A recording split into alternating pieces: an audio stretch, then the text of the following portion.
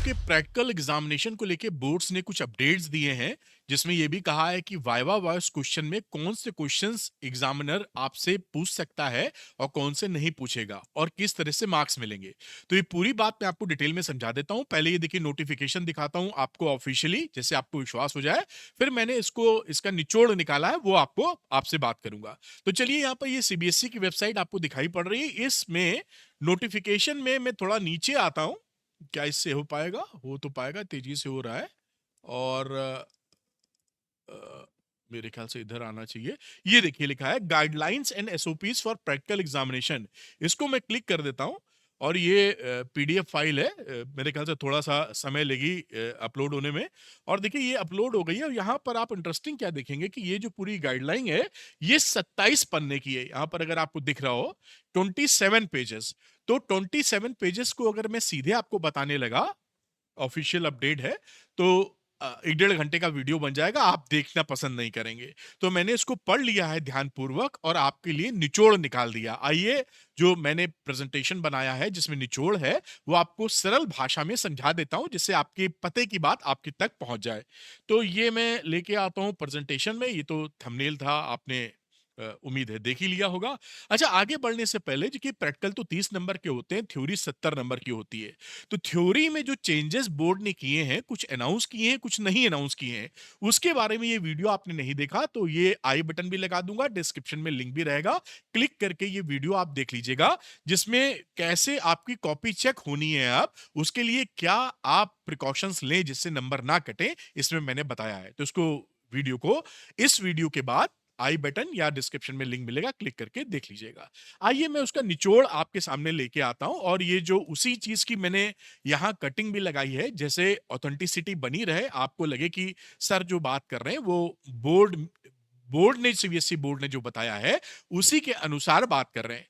तो पहली बात है, वाइवा में क्या पूछा जाएगा, सबसे बड़ा रिलीफ। तो ये देखिए अपेंडिक्स 2 में लिखा हुआ है। ये सेकंड नंबर पॉइंट देखें कि question of viva voce question should be asked by the both examiners, both का मतलब इंटरनल एक्सटर्नल दोनों, and should relate either to the project and the student has prepared to the practical. मतलब उनका, और second क्या बोल रहे हैं कि आपसे जो वाइवा वाइस क्वेश्चन पूछे जाएंगे, या तो आपने जो प्रोजेक्ट किए हैं उसके बेसिस पे होंगे, या जो प्रैक्टिकल आप कर रहे हैं उसके बेसिस पे पूछे जाएंगे। जनरल क्वेश्चंस को नहीं पूछा जाएगा। तो ये कई बच्चों के मन में डाउट रहता है, तो ये बिग रिलीफ है कि आपको अपने प्रैक्टिकल्स के बारे में अच्छा वाइवा तैयार करना है, और जो प्रोजेक्ट्स आप तैयारी कर रहे मिलेंगे, किए हैं, उनको अच्छे से तैयारी करना है। बाकी तो आप पढ़ाई करते ही हैं। और देखते हैं सेकंड अपडेट क्या रहा है। एग्जामिनर एक दिन पहले आएगा। देखिए क्या है कि ये कई बच्चे बहाना बना देते हैं, या उनकी दिक्कत होती है कि वो कहते हैं अप्रेंटिस खराब है, नहीं चल रहा है। कई स्कूलों में होता भी है खराब। तो ये इशू अब नहीं आप रेस कर पाएंगे, क्योंकि बोर्ड के हिसाब से इसके अंदर ये बताया गया है कि जो एक्सटर्नल एग्जामिनर है वो आपके एक दिन पहले ही आपके स्कूल में आके लैब वगैरह को चेक कर लेगा। और अगर उसको कोई खराबी लगती है तो उसकी इंटीमेशन आपके प्रिंसिपल या हेड ऑफ स्कूल को देगा, जिससे कि उस चीज को वो ठीक ठाक कर सके।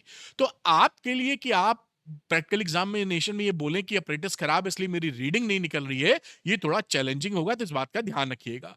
नंबर 3 अपडेट्स की बात करते हैं। टोटल 7 अपडेट्स हैं, तो एक एक करके सारे महत्वपूर्ण हैं, सुनते रहिएगा। 7 अपडेट्स में तीसरा है ये, मार्क्स सेम डे लॉक होंगे। यानी कि अब आप एक तरीके से बात देखें तो सीधी तौर पे जुगाड़ लगाने का मौका नहीं मिलेगा, जैक लगाने का। जिस दिन आपका, ये क्लैरिटी से मेंशन है, जिस दिन आपका वाइवा लिया जाएगा, प्रैक्टिकल आप कंडक्ट करेंगे, उसी दिन सेम दिन मार्क्स को लॉक कर दिया जाएगा। यानी वेबसाइट पर बोर्ड की चढ़ाना होगा उसी दिन सेम डे। तो उसके बाद कोई विंडो पीरियड नहीं कि बाद में चढ़ाएं तो आप कुछ कर सकें या कह सुन सकें किसी से। तो ये नंबर 3 था। नंबर 4 की बात करते हैं अपडेट्स के तौर पे, कि अगर एब्सेंट हुए तो गेम ओवर। देखिए क्या है, पूरी कोशिश कीजिएगा कि जो भी आपको प्रैक्टिकल का स्कूल डेट देता है, बताता है इस दिन प्रैक्टिकल है, कोशिश कीजिए 100% कि आप एब्सेंट ना हो। लेकिन अगर किसी वजह से आपकी तबीयत खराब हो जाती है या कुछ ऐसे सर्कमस्टेंसेस हैं जिसको आप अवॉइड नहीं कर सकते, तो स्कूल में तुरंत इंटीमेट कीजिएगा। वहां पर उसी दिन वेबसाइट पर उनको आपको रीशेड्यूल का ऑप्शन लगाना होगा। और ये रीशेड्यूल ऑफ प्रैक्टिकल एग्जामिनेशन जो बोर्ड्स ने विंडो पीरियड दिया है 1 जनवरी से 14 फरवरी, इसी के बीच लेने होंगे। इसके बाद कुछ नहीं हो सकता, सीधे रिजल्ट खराब होगा। तो इस बात का ख्याल रखिएगा, पूरी कोशिश कीजिएगा कि जो डेट मिले जैसा मिले, आप जाकर अपने एग्जाम को कंडक्ट करा दें, है ना, टाले नहीं। फिर भी मुश्किल आ जाए, कभी कभी होता है लाइफ में, कुछ ऐसी चीजें हो जाती हैं, तबीयत खराब हो जाए या कुछ और हो जाए जो आप के बस में नहीं है, तो अपने स्कूल को तुरंत इंटीमेट कीजिए इन रिटर्न, जैसे प्रूफ रहे, और रीशेड्यूल वाला काम करेंगे। नंबर 5 की बात कराते हैं, जैसे लिखा है कि सेटिंग नहीं चलेगी, तो इसमें देखिए क्या है कि अपॉइंटमेंट जो है एक्सटर्नल एग्जामिनर का, वो बोर्ड ही करेगा। आपके स्कूल के अधिकार क्षेत्र में, ये प्रेरोगेटिव में नहीं, अधिकार क्षेत्र में नहीं आता है कि अपने हिसाब से सोचे कि किस एग्जामिनर को बुलाकर हम सारे बच्चों को अच्छे नंबर दिलवा दें। ये पॉसिबिलिटी थोड़ी नहीं बनेगी, ये इस अधिकार नहीं है स्कूल को। तो बोर्ड ही डिसाइड करेगा, एक्सटर्नल एग्जामिनर वो एलोकेट किया जाएगा, कंफर्मेशन लिया जाएगा और आपके स्कूल को बताया जाएगा। तो स्कूल अपने मन से कि बगल वाले, आप सोचे बगल वाले स्कूल में वही आया था तो यही टीचर साहब आ जाएंगे, काफी लीनियंट मार्किंग हो जाएगी, ऐसा सोचना बिल्कुल गलत होगा। तो ध्यान रखें कि जो भी एग्जामिनर होगा वो बोर्ड तय करने वाला है, और बैच में भीड़ नहीं होगी। देखिए जो बैच होते हैं, जब आपका एक्सटर्नल एग्जामिनर अपॉइंट हो जाएगा, तो बोर्ड ने गाइडलाइन दी है कि 30 बच्चों का एक दिन के लिए बैच बनेगा। 30 बच्चों के बैच में सब डिवीजन, सब ग्रुप बनेंगे 15-15 बच्चों के। जो 15 बच्चे हैं वो पेन एंड पेपर वर्क करेंगे, और बाकी 15 बच्चे प्रैक्टिकल लैब में जाएंगे, और फिर उसके बाद स्विचिंग हो जाएगी, वो लैब वाले आ जाएंगे पेन पेपर में, पेन पेपर वाले आ जाएंगे लैब में। और उन 300 बच्चों का पूरा assessment including viva, voice question, आपको एग्जामिनर को उसी दिन मार्क्स को अपलोड करना रहेगा। तो ये 30 भीड़ नहीं होगी, यानी 15-15 बच्चों का हिसाब किताब रहेगा।